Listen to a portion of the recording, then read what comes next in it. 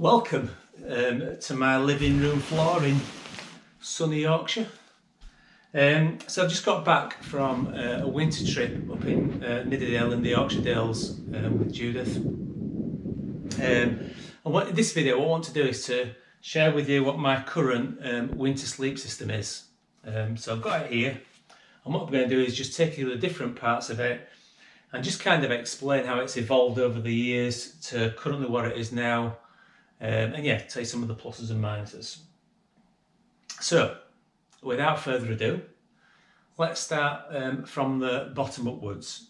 So, my sleeping mat is, here it is, a Thermarest Neoair Xtherm. Now, I reckon that be 4 or 5 years ago, Judith, because she's a very lovely wife, got me this for Christmas, and I would say this is singly the biggest improvement in terms of my sleep system. This has made the most significant improvement. Up till then I don't think I'd really understood the importance of a mat for keeping you warm in winter, but when I got this it was like, you know, oh my gosh, why I've not done this earlier. It really does make a massive difference. Don't matter how warm your sleeping bag is, if your mat is not warm, you ain't going to have a comfortable night's sleep. So this Thermarest Neoair Xtherm, it's not cheap, it's an expensive bit of kit. The price of them now looks like it's around about £200, which is a significant outlay. It weighs 470 grams, it's got an R value, whatever that means, of 6.9. which seems a lot more than other rated sleeping mats. But the fact is, it is warm. Certainly far warmer than any other mat that I've ever used. And even when I compare it, we've since bought the Neoair X Lite for our summer backpacking trips. Those are warm, but this is kind of definitely up another notch. So it really is a great bit of kit. And in winter, or when I'm even going to Bothy's, it's definitely the first thing that's going in.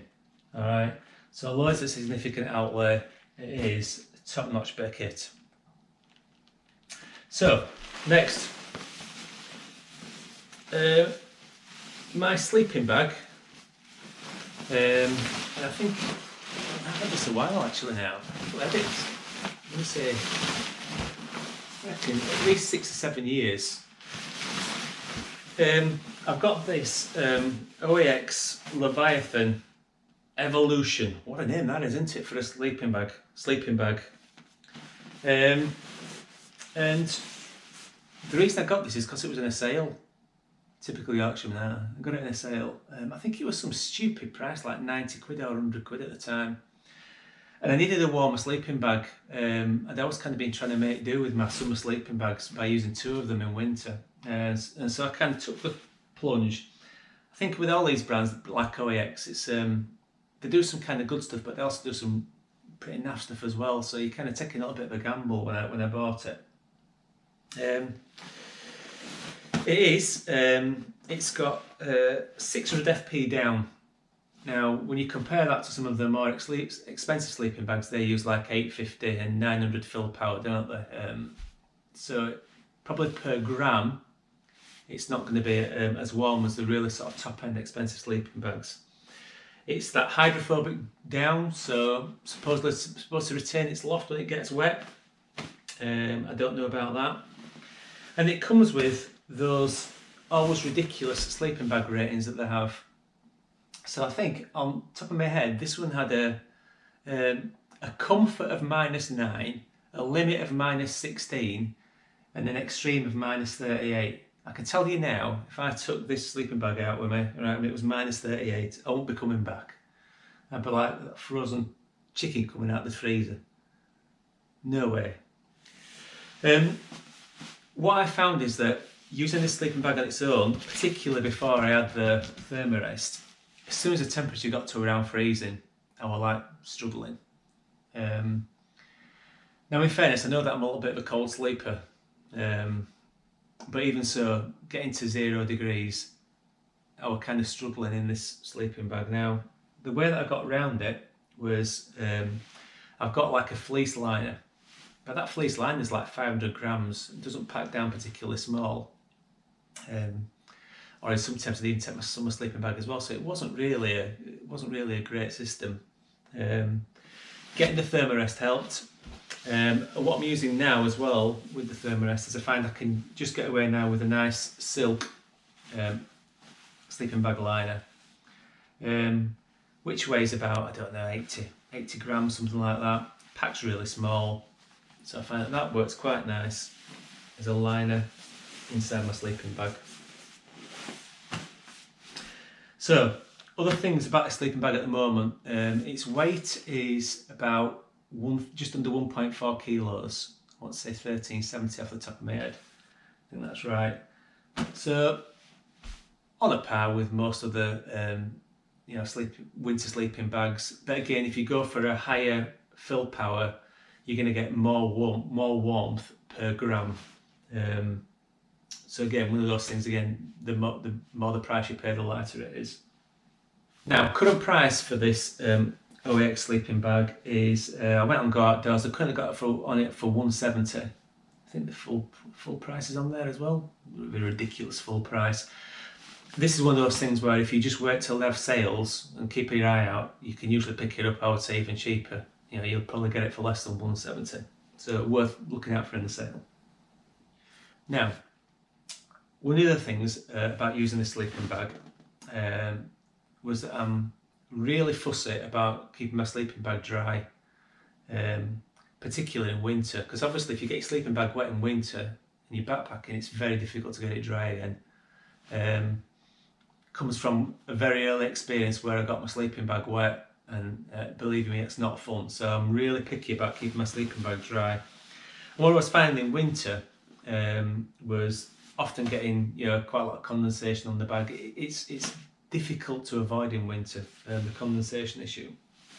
So I got a few vouchers at Christmas from Alpkit, and I thought, I'm going to get it from Alpkit. I quite fancy one of their new shirts, but they didn't have any in stock. Came to me, Bivvy bag.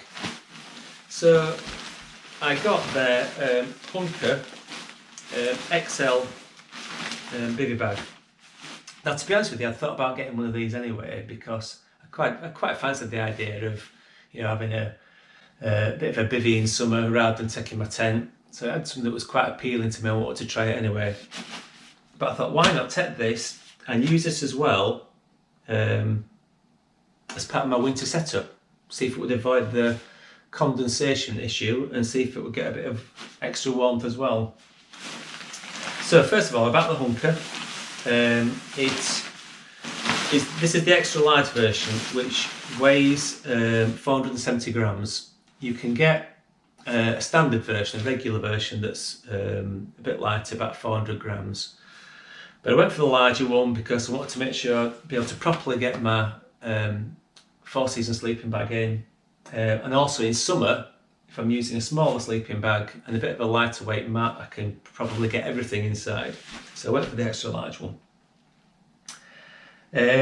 Price wise, I managed to get it in the sale, which is £55, but I think the full normal price is around about £70. So again, just one of those is worth looking at for if you can get it a bit cheaper in the sale, it's great. Now, so far, quite bizarrely, what I've found is that on the 3 times I've used this since New Year, first of all, I seem to have felt a lot warmer. I can't quite out why, because you wouldn't think this would give you any extra warmth. Whether or not it stops the amount of air circulation, I don't know, but I've certainly felt warmer in it, and I've no condensation issues. And on one of those trips up in Scotland, there was a lot of condensation in the morning, and a sleeping bag stayed dry, which was fantastic. Also, that last trip we did to Nidderdale with Judith, I just got back from, and it was a proper frost that night. It must have got down to a good -4, -5, even perhaps -6 degrees according to the forecast. So it was a good proper frost, and again I had a pretty comfortable night's sleep. So at the moment this system does seem to be working pretty well for me. Now, just a couple of last points to make then really. First of all is the whole setup if you were to get it new, is not really cheap. You're not going to get a huge amount of change for 500 quid. I suppose if you shop around, wait for sales, you know, you could maybe take 100 quid off that, so maybe under 400 quid. But it's still quite a significant, you know, lot of money to be shelling out. What I found over the years is if you gradually buy a piece, you know, piece of equipment, you know, like the Thermarest, you know, like the Bivvy bag, if you're buying decent quality stuff, it should last. I mean, I've got a mountain equipment sleeping bag that I use in the summer that's 25 years old and it's still fantastic, you know. So it probably is worth, you know, investing, you know, as much as you can in it. The one thing I would like to do at some point, I suppose, is really perhaps get a better sleeping bag, perhaps, you know, one that's of equal warmth or even slightly warmer, but a little less heavy. That would be the only thing. But at the minute, this is working pretty well for me. Now, the other thing around it is the weight of all this together, particularly using the Bivvy bag, means it's not particularly lightweight. So it comes in at around about, I would say around about 2.3 kilos. So not lightweight by any means, you know, certainly compared to my summer sleeping system. But for me, it's really important that I have a comfortable night's sleep. You know, I can't be doing without not being able to sleep. You need that sleep ability to recharge properly, and particularly as those winter nights are pretty long. You know, you want to make sure you've got proper warm setup. So that's my current system. Again, if anybody's got any comments, anything they want to share, anything they want to add to what I've said, you know, please do so. I'm always really grateful for people who comment. I always get a lot of good feedback. And thank you very much for watching. Until next time.